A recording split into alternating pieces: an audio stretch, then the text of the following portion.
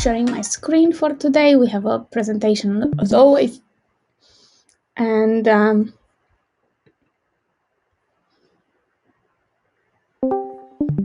okay, kicking off. So welcome everyone to LOH number 5, which is for today, which is 25th of October 2023. On the agenda today, we have just updates on the Launchpad development since the last LOH. So there's been quite a few updates. Then we are planning to do a demo of creating a Kubernetes cluster using kubeadm. This is in response to Launchpad version 2 does not come with the Kubernetes cluster automation, which has been one of the blockers for some indexers to try the new version of Launchpad. So today we're just demoing how to create a cluster just with kubeadm, and then we will follow that up with demoing how to upgrade your newly created Kubernetes cluster node. Then we will also have an open discussion.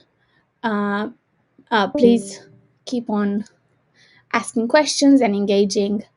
That's the best way we can improve. Okay, so let's go ahead with what changed since last week. So on the Launchpad chart, we have the biggest change. We have updated OpenEBS raw file local PV, which is one of the storage charts that come by default in our Launchpad namespaces storage. So we have updated that to fix an API issue that was affecting any users running Kubernetes version from 1.27 onwards. That has been tested and it works.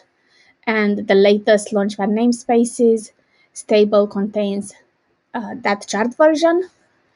We have also updated, as always, the stable releases of Eragon, Nethermind, Arbitrum, basically all of the different application components that we use for our chain. And that is done through tracking dependency updates, so our automated release channels workflow. Same has happened on Launchpad namespaces, but in addition to that, we have updated the graph namespace to include subgraph radio deployment by default. And we have updated our documentation. So last LOH, we have talked about a way to not miss the questions that come up during LOH. So we have updated our FAQ session to include some of those questions, and we have also updated the creating a Kubernetes cluster guide, as well as upgrading Kubernetes cluster nodes guides. And if I just quickly look at docs, you can see that in our frequently asked questions, these are some of the questions that were asked in the previous session. So when you set up Postgres, how do you consider configure ZFS storage parameters? Is there a way to inject a pre-tuned Postgres config into the chart, etc.? They have been added, and we'll do the same after this session as well. And similarly, we have upgrading Kubernetes with kubeadm instructions and creating a Kubernetes cluster also with kubeadm. I do want to mention a quick caveat for both of these guides, which is they are there just for orientation only, rather than something that you'll take and it will 100% work. How it works, it will depend on your package managers, your Linux operating system, and so on. So think of this as guides only. Okay. Before we do the demo, I would like to quickly go through the Kubernetes architecture. So Here you have a simplified diagram of all of the components that make up a Kubernetes cluster. So if we start from the developer, so first of all, there are two main roles in a Kubernetes cluster. Those are the control plane nodes and the worker nodes. The control plane nodes are what orchestrate how your workloads, so your application, is deployed and maintained onto the worker nodes. But if we start from the developer, so this is the indexer, the way the developer would interact with Kubernetes cluster would be via the the API server. The API server acts as the main front end of the Kubernetes control plane, and it serves as the main interface between the user, the developer, and the cluster. It also processes RESTful API requests, it validates them, it executes all sorts of operations on Kubernetes objects. It also communicates with all of the main components of the cluster. So, for example, it communicates with etcd for data persistence, it communicates with controllers for workload management, and it also ensures the cluster desired state matches the current state, maintaining the overall health and functionality of the cluster. Then we have the etcd cluster, which is the key value store etcd, which is the primary data store for Kubernetes. So it holds the configuration data of the Kubernetes cluster, and it represents the overall state of the cluster of any given point in time. As said before, it persistently stores all API objects, such as data state, metadata, and specifications of pods, services, and other Kubernetes objects. So it's a very important piece of the overall cluster functionality. It also makes sure that the data is consistent and reliable. And whenever you execute kubectl commands, the API server queries etcd to retrieve the current state of the cluster. Then we have kube controller manager, which in our diagram is represented as controllers. This is the component that manages the various controllers responsible for the overall state and functioning of the cluster. So it oversees node replication, endpoints, and service account controllers to ensure desired state specified by the users are consistently maintained and managed within the cluster. Basically, what it does is automating the handling and orchestration of the various cluster components to maintain the system reliability and stability. Then we have a kube scheduler, or just scheduler, which assigns containers to the various worker nodes. And that's all on the control plane, which is what you, the indexer or operator or developer, would be interacting with. So you are telling the control plane, please do all of these things on a worker node. On a worker node, we have kubelet as one of the main components that is responsible for setting up your containers or your pods. Then you have a container runtime, which is the piece of functionality that allows you to provision containers on a machine.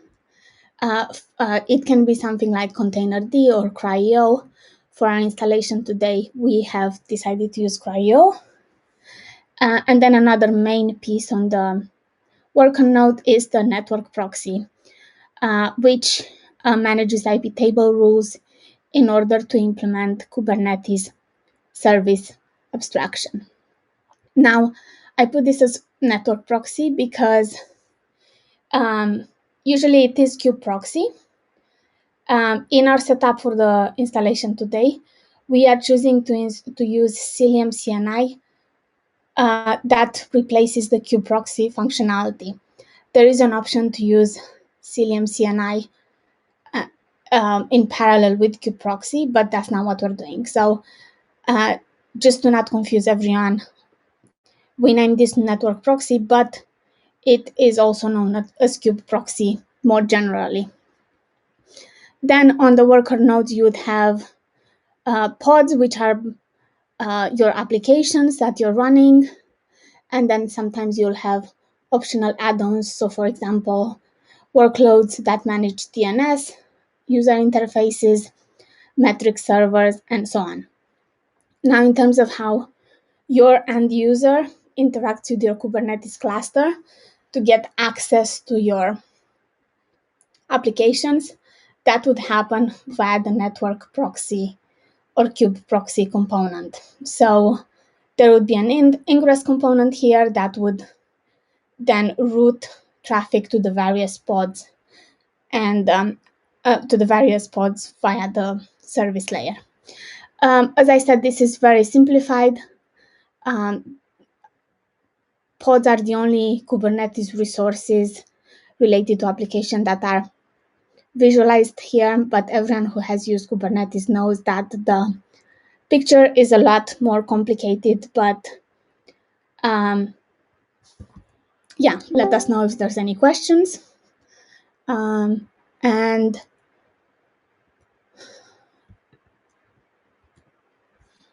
just gonna quickly check the chat. Okay, no questions so far. So in terms of the session plan, which I'll hand over to Carlos in a minute, when we're creating the cluster using kubeadm, some of the main steps that will be done will be preparing the operating system. So for example, disabling swap and a few other tasks, installing dependencies with your package manager, then creating a cluster config and initializing the cluster using kubeadm. So installing Cilium CNI instead of kubeproxy, and then the next thing would be adding more nodes. And once we do this, which you'll see in a minute, we will show you how to upgrade the cluster, which will consist of upgrading kubeadm and its dependencies, verifying the upgrade plan, draining nodes so that no workloads get scheduled onto the nodes during the upgrade, upgrading the container runtime, the kubelet and the kubectl, restarting kubelet, and then if we get to this point, everything going well, uncordoning node and upgrading CNI. All right, that's all I had for now. Carlos, are you ready to show us the demo?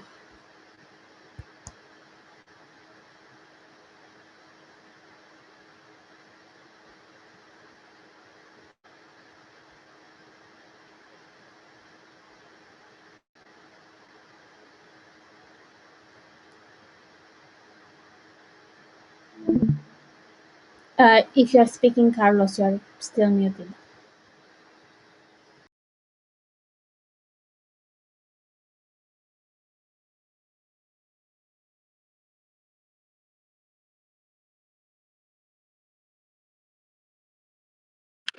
Okay, I should be sharing my screen now.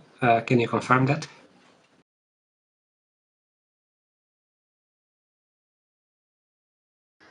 I don't see it now.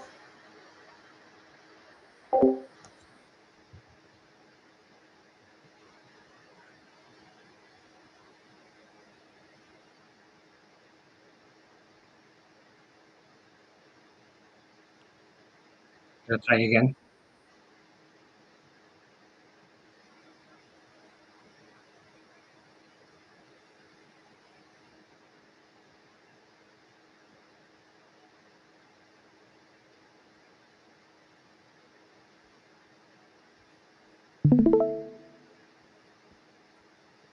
Is it working now? Yes, or it's loading. Yes. Good, thank you. Okay, I prepared for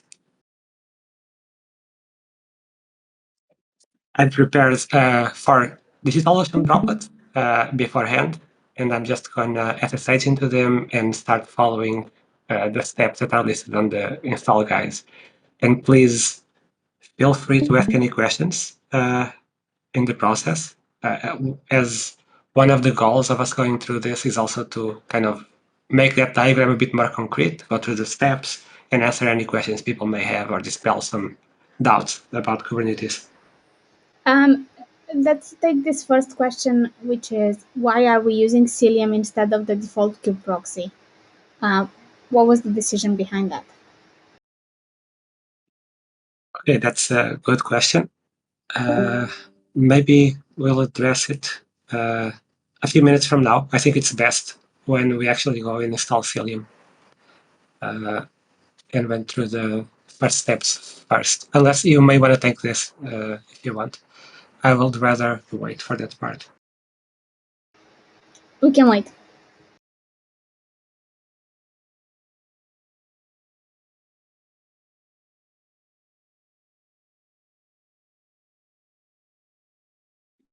So I'm gonna, the first steps here are going to be setting up some modules to load on boot and setting up systl tunables to enable things on Linux such as EP forward.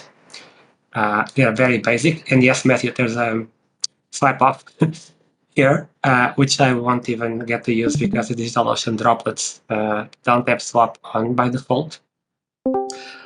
But yes, I don't know if it's still not yet general availability, but it's been a few releases. I think it's available since 1.24 or 1.25 Kubernetes. So it should be very close to general availability if it's not yet. And you should be able to at least run it with swap on if you want to.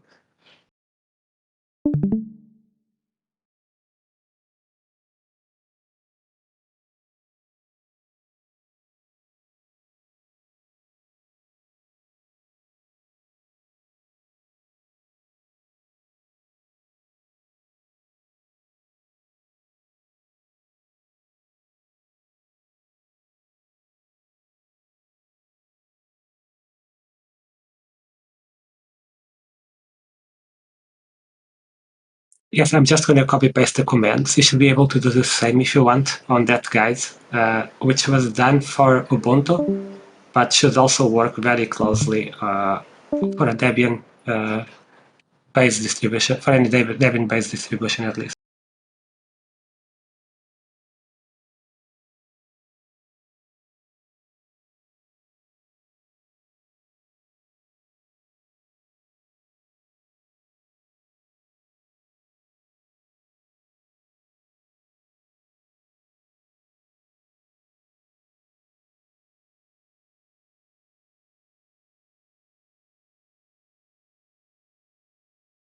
I'm just going to install some packages.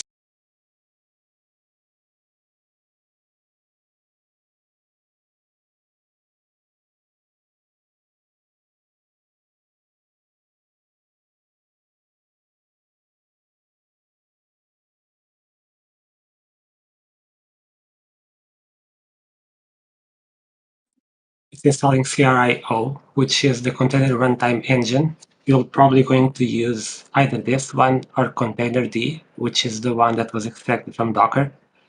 And if you have any questions about what's the role of a container runtime engine or what its purpose is, we can also talk about that if you want to.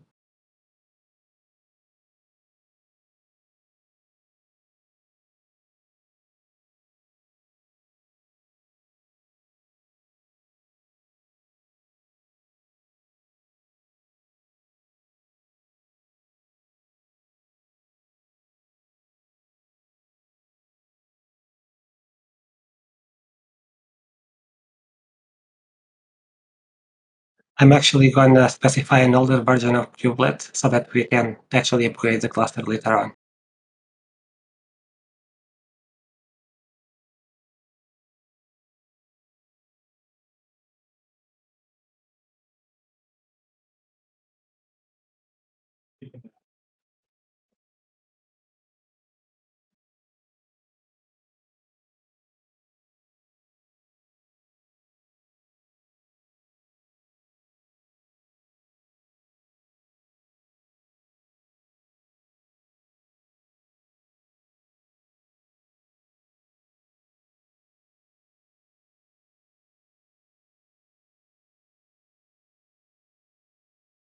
So all the required packages and prerequisites should be satisfied now. And the next step is actually using kubeadm to initialize the cluster. When you start a Kubernetes cluster with kubeadm, you always start a single node cluster, and that you get to expand later if you want to have like an high availability setup or more worker nodes. But it only installs it always like from the start as a single node cluster that gets to be expanded later.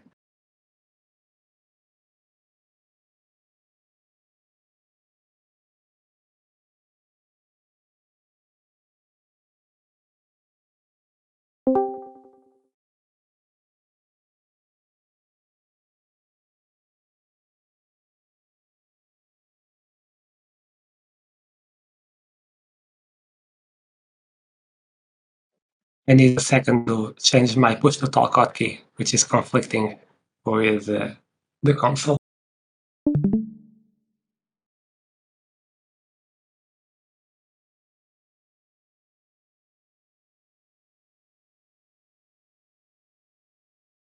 Hopefully that's better. Yes, works better. So there is a config we had on the guide that I need to slightly adjust to our current setup. One of the parameters here is node IP, which I'm going to check what's the internal IP of this node. As I don't want Kubernetes listening on the external interface, and there's more than one. There's several IPs on this machine, and I'm interested in this one, which is the internal one, then 110.0.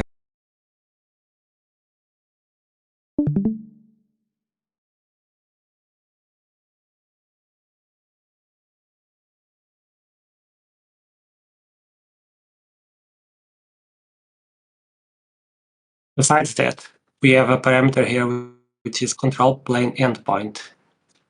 Now, this would be your endpoint for the control plane of the cluster, which is supposed to be, it can be a DNS, doesn't need to be an IP. And it should be fixed. All the components will try to reach the cluster at this endpoint, this identity. And if you are going to use a high available setup, you'll have several nodes which will make up the control plane. And there should be like a load balancer, or it should be a floating IP, or some kind of mechanism that has a fixed endpoint that can route to either of the highly available nodes. We're not going to do that. We didn't make a load balancer. We're just going to use the IP of this first node as the endpoint. But if you're going to set up and going for a high available setup, you should take care to do that now, as this is not that trivial to change later on the cluster.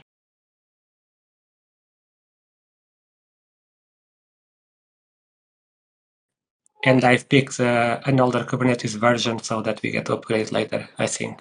All the rest of the parameters, if there's any doubts, please ask. But also, we have something here,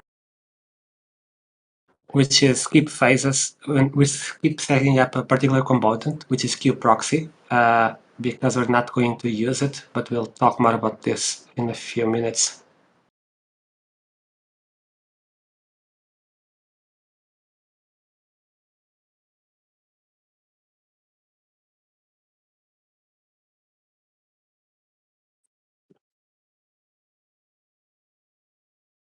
Okay, now kubeadm will be setting up the cluster, and kubeadm basically what it does is orchestrating the configuration of all the components instead of going that route of Kubernetes the hard way, where you have to deploy each of those components individually and configure them accordingly, like kubelet and the other pods for the controller manager, kubeproxy, all of that. it actually, from fewer configuration options and with a lot of default, orchestrates configuring all that setup for you. And it's very, very configurable and allows you to override most of its defaults. There's a huge set of parameters you can give it, and it's reasonably smart in terms of maintaining the coherence of the whole configuration. And it also offers you some orchestration, some operational tools. Like in terms of upgrading, it implements orchestrating that, does the recommended steps on its own. So it's kind of a both does the configuration and offers you some tooling in terms of operations, but allows you a great deal of flexibility. So it's a reasonable, nice tool to use for this purpose.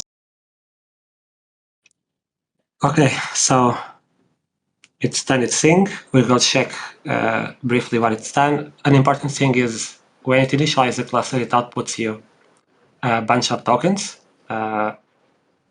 that you need to use to add more nodes. So you may want to save them if you do this. One of the things that kubeadm does, which is a lot of work to do manually, is actually creating certificates for all those components and signing them and setting up that certificate store.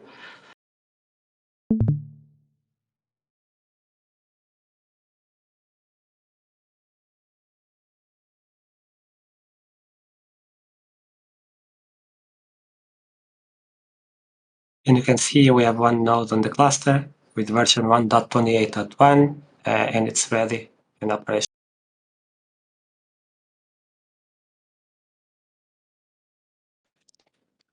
And on my etc, the Kubernetes manifests, kubeadm has provisioned a bunch of static pods here, components, etcd, kubeAPI server, controller manager, the schedule, which were part of that diagram that Anna talked about before.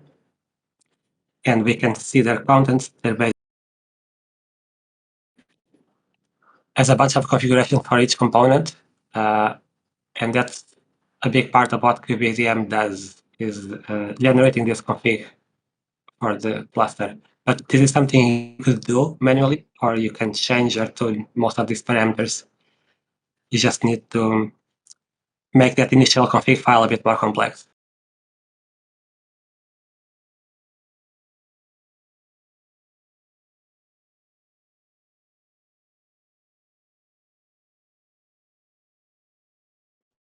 Now the next step will be to install a container network interface that we're going to install Cilium. And so now we might talk a bit about why Cilium, or its pros and cons. Yes, Matthew, keep alive D would be a nice choice for bare metal. You should do that before initializing the cluster and have that VIP to use. Cilium is one of the many options that implement a container network interface that Kubernetes can use to set up container networking. One thing that Cilium does, which is more unique to it, is that it uses eBPF, which is an interface from the Linux kernel, Berkeley package filter, I think. E for nest, because BPF is actually like 20 or 30 years old almost.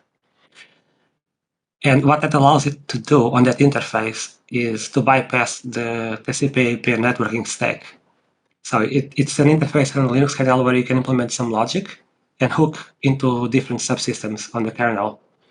And Cilium has implemented a lot of the logic it needs to route the packets using that interface, which bypasses the normal kernel TCP/IP stack.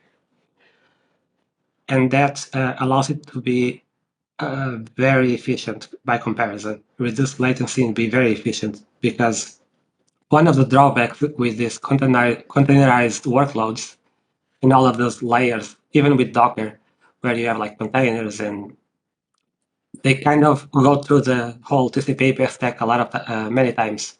We have a lot of virtualized interfaces, and they go out of one interface, go in another, and every time the packets flow through those virtualization layers, they traverse the whole TCP/IP stack. And that, over time, adds regarding replacing kubeproxy, it's also like kubeproxy's role is to manage EP tables firewall rules. That's all it does. It implements the whole service layer of the Kubernetes cluster, which is an abstraction with a very complex list of EP tables chains. That doesn't scale so well to over like 100 nodes, and has some drawbacks operationally in terms of because of how the kernel works. When you add or want to add or remove a rule, you basically need to it becomes an expensive operation that scales very badly with the number of rules and the number of nodes.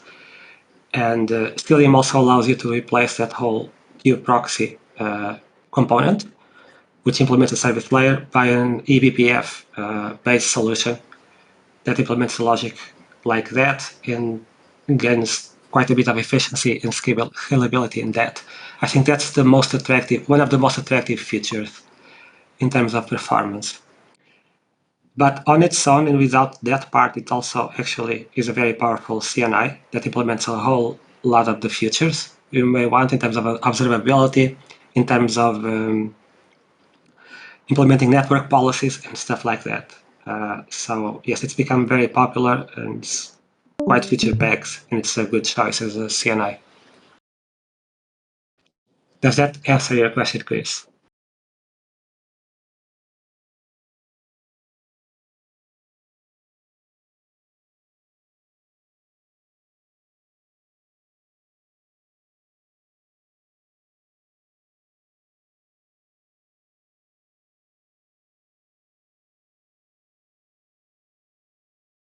Okay, so in terms of the cluster setup, and if you please have, I know I'm going a bit fast, and some of these things may not be familiar to some people, but feel free to ask questions. I'm going to continue adding some more nodes, just following the guide.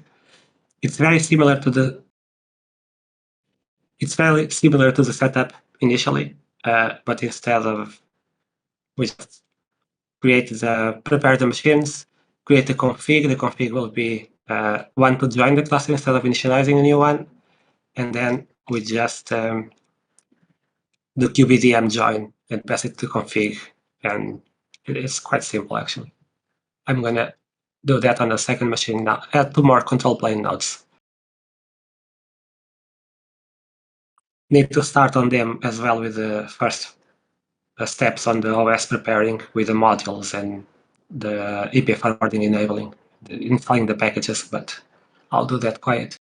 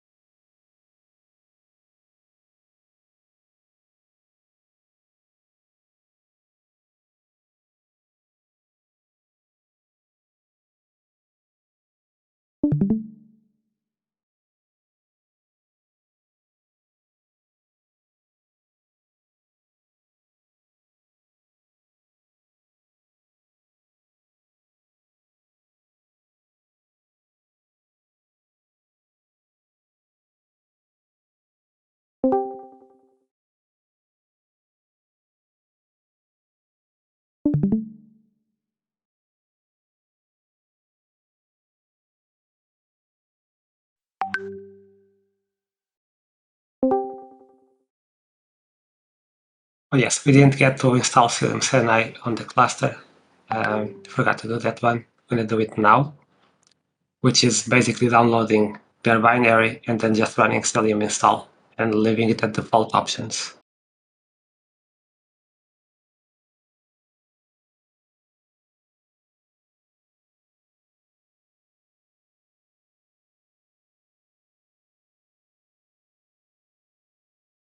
But because the config we used had that skip phases as on kubeproxy, it's going to be smart enough to detect that we're not using kubeproxy and enable that mode where it replaces it.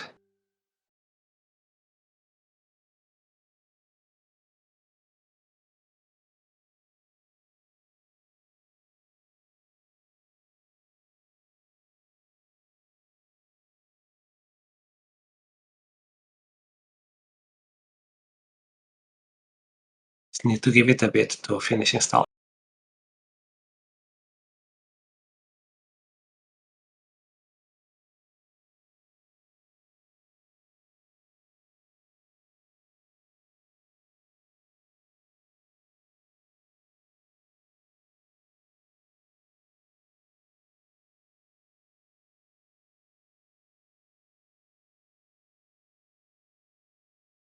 There, all good.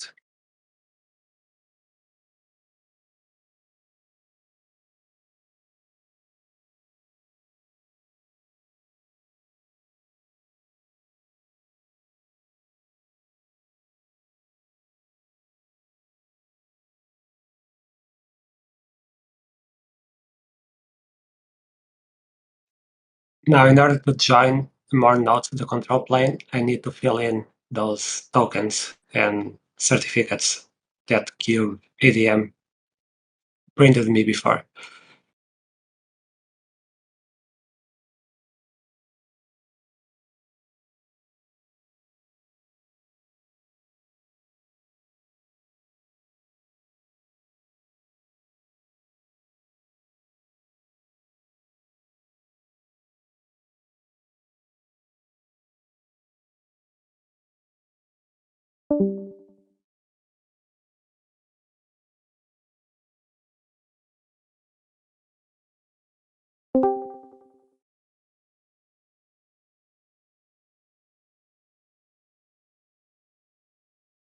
And lastly, I need to fill in the control plane endpoint that I used before, and I also need to adjust this node's IP to make sure it's going to use internal interface and not let kubeadm just randomly select one that I don't have control over. I want this IP here, 02.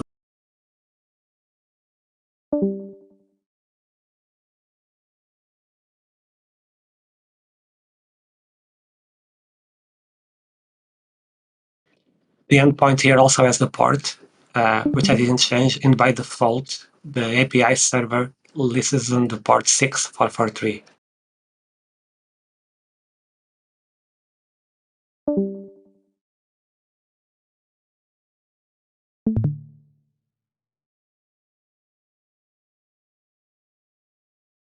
I'm using kubeadm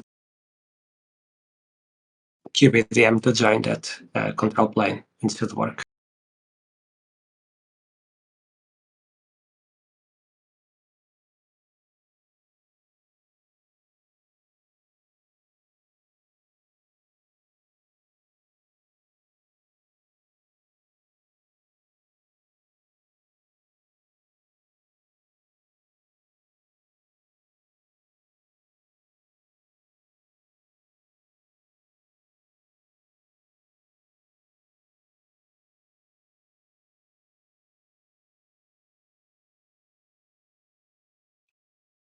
Okay, two control plane nodes, one more to go. Just gonna do the same on the last node.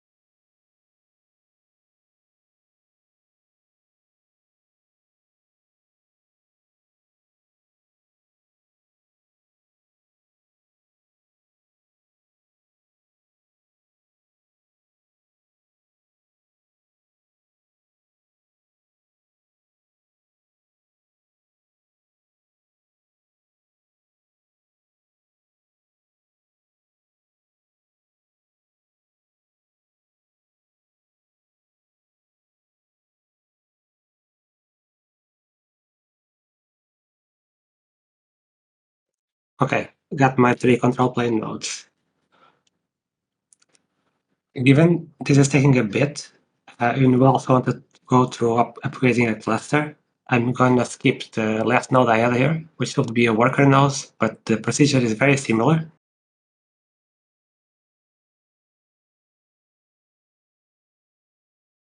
The only difference is that the config is slightly shorter, skipping the control plane certificate, and it will just be a worker node, but it's basically the same procedure.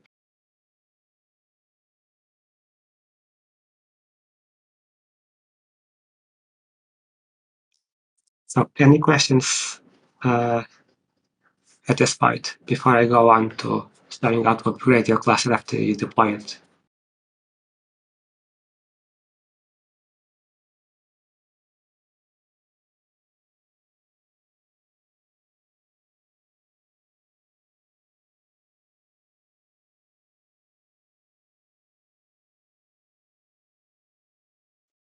Okay, I'll go ahead then and upgrade this one from 128.1 to 128.3. And I'm gonna basically do the same and follow the guide we set up, we put up online.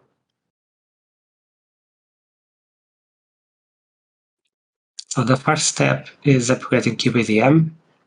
I don't need to do that one because I only installed an older version of kubelet. So I know I already have kubeadm 128.3.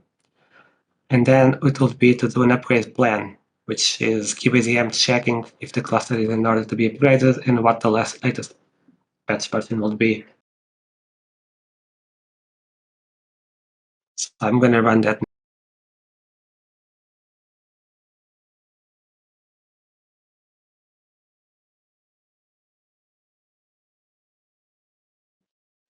It tells me to upgrade these components from 128.1 to 128.3. etcd stays the same version, and that I can go ahead and upgrade with kubeadm upgrade apply, but that's not what it says.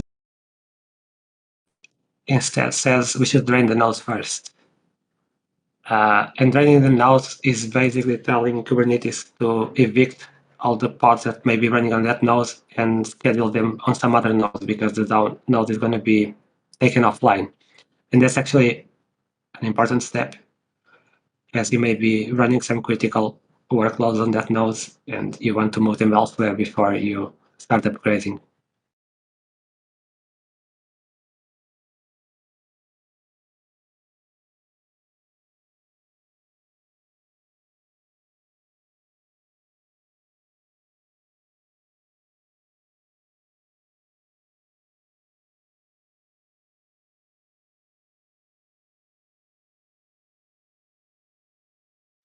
Then we can move ahead and apply the upgrade.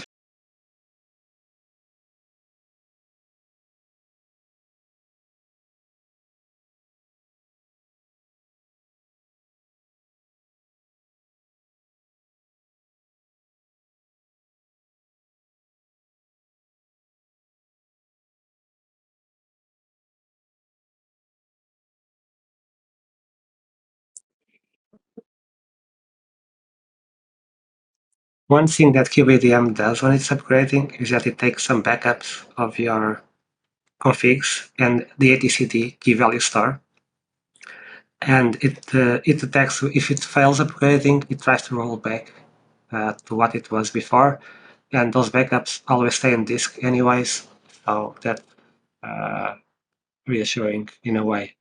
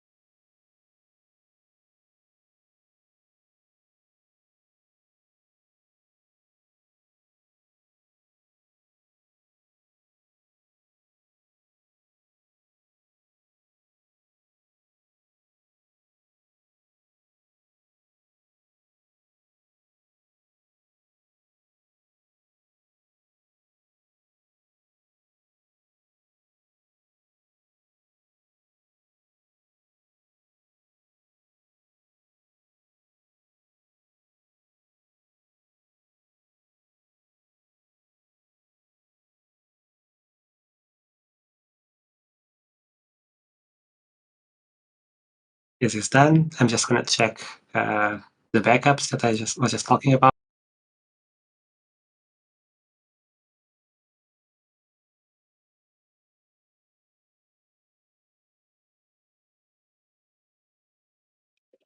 And they're there. Manifest backups, the kubelet config, and also the etcd key value star. It dates them and it leaves them there. When I braid the node with kubectl, one thing it also does is it backs the node as scheduling disabled, which means no new pods will be scheduled in the nodes after it's drained.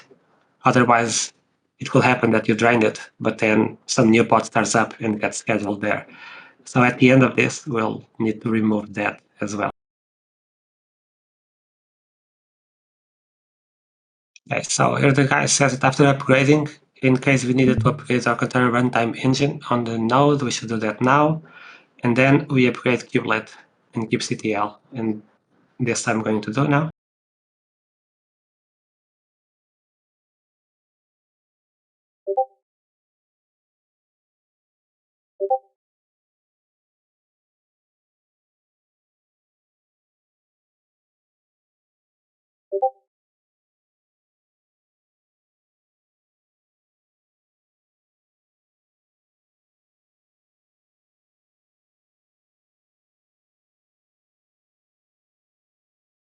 Restart kubelet, and this last step of uncordering the node is removing that schedule disable thing so that pod can be scheduled to it again.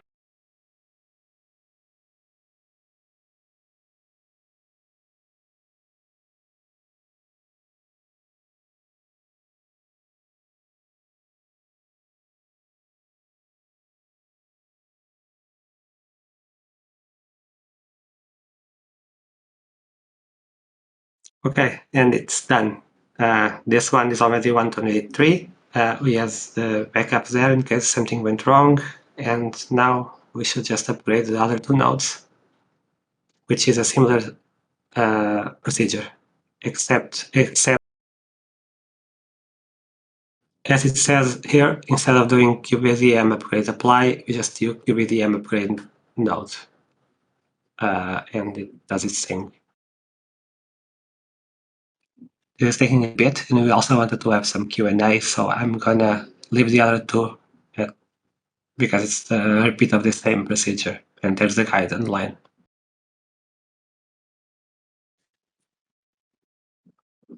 Now it has to be run in each node, Chris. Yes, Matthew. You basically kubeadm. What the upgrade does is it basically backups the manifests and backups the etcd key value star, backups the config, and it then upgrades the manifest to the pointing to the new images. If there's migration steps on the API resource and stuff like that, it also applies them. Hence why it backs up the etcd star. And if there's config changes that needs to be migrated, it also does that. And it's done. The etcd star obviously is upgraded only once, but the manifests need to be upgraded on each node. So you need to run kubeadm on every node.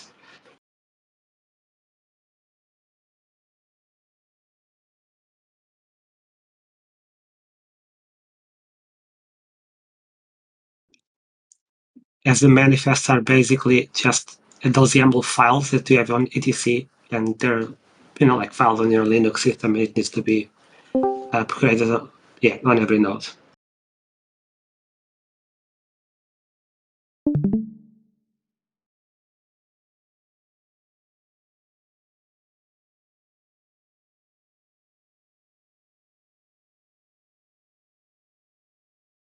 So I'm going to stop sharing the screen now and go into Q&A mode, and or any doubts you may have.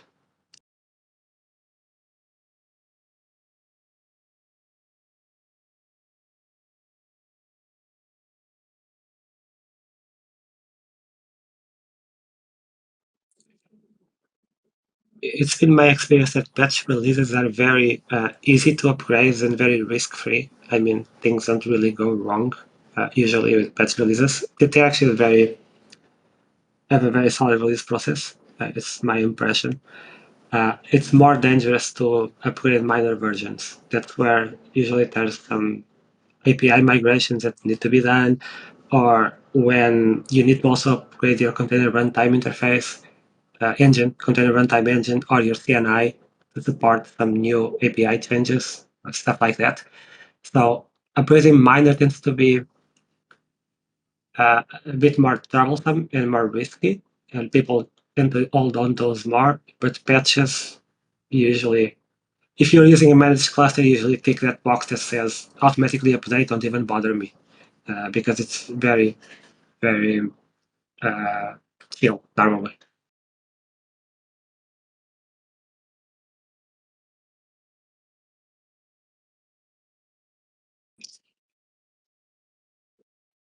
Yes, I assume that given our reality of large data that you can't really move it along, move well, like from node to node and stateful sets.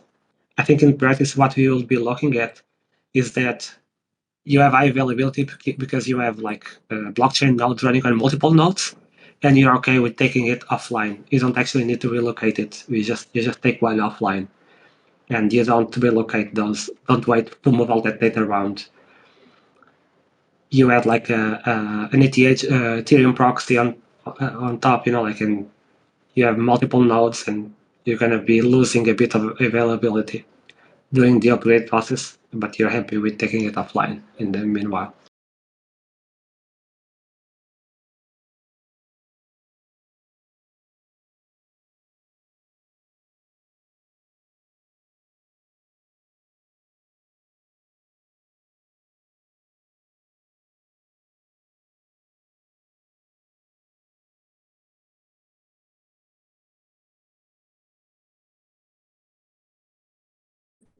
Yes, those can't really be scheduled. Like the stateful sets can't be scheduled anywhere else because they're tied to that volume, which is tied to that node.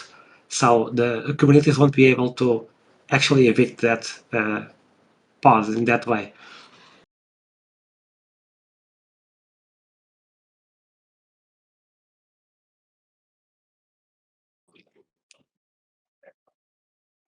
So yes, I will ignore the stateful sets. I will drain any deployments which are easy to relocate if need be, and duct is offline. But we upgraded the control plane. You always start by the control plane, and the control plane shouldn't be running any of those workloads anyway, only the worker nodes.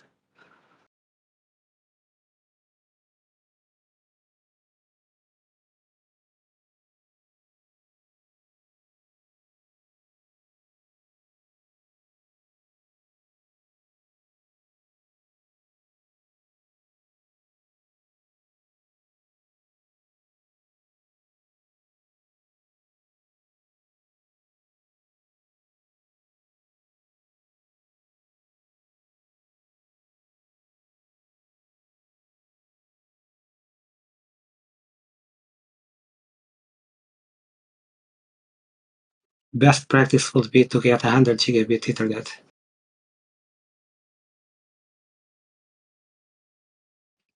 It's really hard to move data around.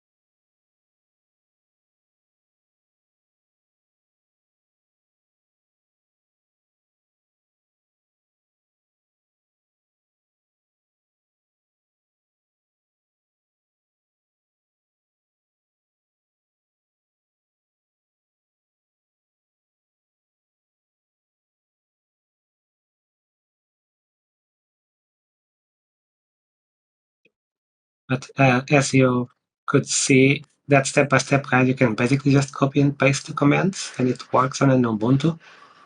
So go ahead and start trying out with Kubernetes. It's not that scary.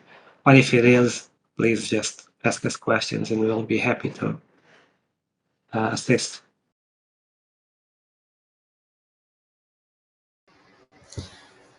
And the next steps from here would be to, now that you have a cluster, to go ahead and try the Launchpad kickstart. So that gets you in that point of actually deploying the whole Launchpad stack. And we have docs for that, and we also have docs for. We also have the video recording from the previous quick start.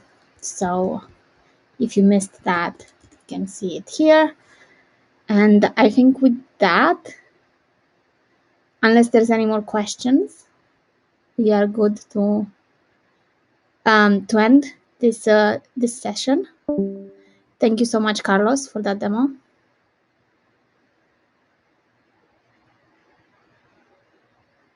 And we'll see you guys in 2 weeks from now.